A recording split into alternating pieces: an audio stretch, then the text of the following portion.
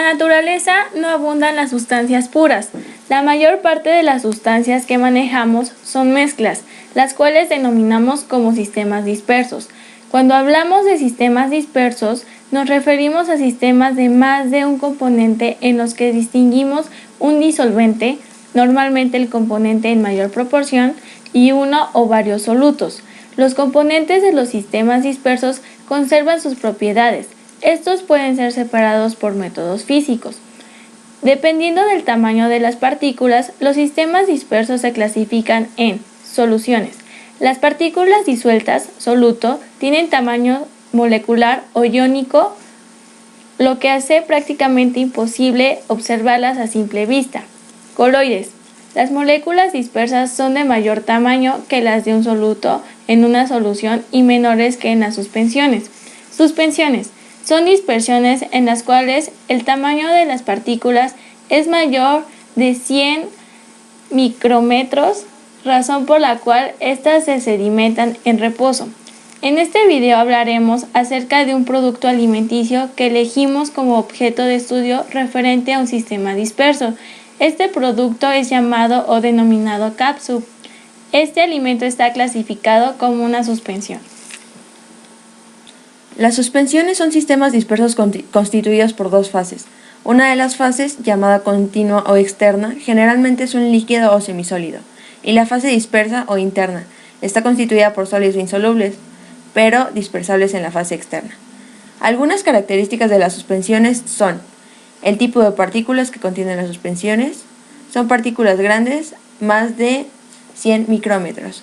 Las partículas de una suspensión son afectadas por la acción de la gravedad, ya que después de preparar la mezcla, el soluto, debido a su peso, precipita. Las partículas son visibles a simple vista y en un microscopio óptico. El movimiento que tienen las suspensiones es generado solo por la gravedad. Las suspensiones se pueden reconocer porque son opacas, es decir, no se puede ver a través de ellas. Esta no se da como resultado a causa de varios puntos, como son los siguientes. Las partículas en suspensión son mucho más grandes que las partículas en que están suspendidas. Las partículas son lo suficientemente grandes para reflejar la luz, por lo que la mezcla es opaca y a menudo las partículas más grandes se unen hasta el fondo y la suspensión se separa sola. Esto puede llevar mucho tiempo.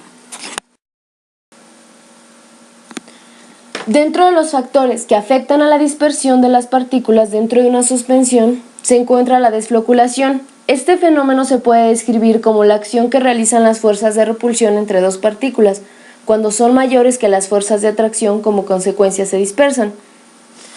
Dentro de estas propiedades tenemos las propiedades relativas de las partículas floculadas en suspensión, y estas son: las partículas existen en suspensión como entidades separadas. La velocidad de sedimentación es baja porque cada partícula sedimentada es de tamaño mínimo. El sedimento se forma lentamente. El sedimento se hace finalmente muy compacto debido al peso de las capas superiores de material sedimentado. Las fuerzas de repulsión entre partículas son vencidas y se forma una pasta dura, difícil o imposible de volver a dispersar. La suspensión tiene aspecto agradable porque el material suspendido sigue estándolo durante un tiempo relativamente largo. El sobrenadante también sigue turbio incluso cuando hay un sedimento visible. El potencial Z es una indicación del potencial existente en una superficie de una partícula. Cuando es relativamente alto, las fuerzas de repulsión entre dos partículas son mayores que las fuerzas de atracción. Por lo tanto, las partículas se dispersan y se dice que están defloculadas. Incluso cuando se acercan por movimiento arbitrario o agitación, las partículas defloculadas resisten a la colisión debido a su gran potencial superficial. El fenómeno que pueda afectar la dispersión de las partículas en la catsup es la floculación.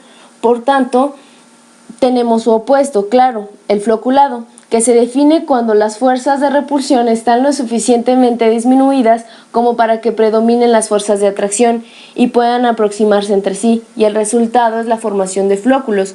Estos se refieren a los grumos formados por los sólidos en suspensión.